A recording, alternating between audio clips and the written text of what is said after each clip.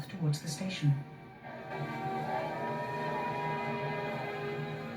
Trunks and suitcases are wheeled along the platform, and owls in cages loaded onto the Hogwarts Express. Nigel collects a cage from one of the horseless carriages outside. Harry joins Hermione and Ron as they make their way to the station.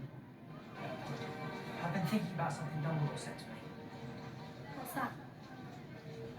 But even though we've got to fight enemies, we've got one thing that Voldemort doesn't have.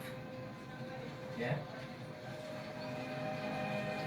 Something worth fighting for. Ron and Hermione exchange a smile.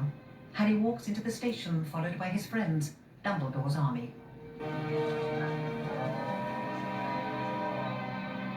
Beyond the station, the pine forest stretches away into the distance. High on the cliff, the towers and turrets of Hogwarts School are silhouetted against a cloudy grey sky.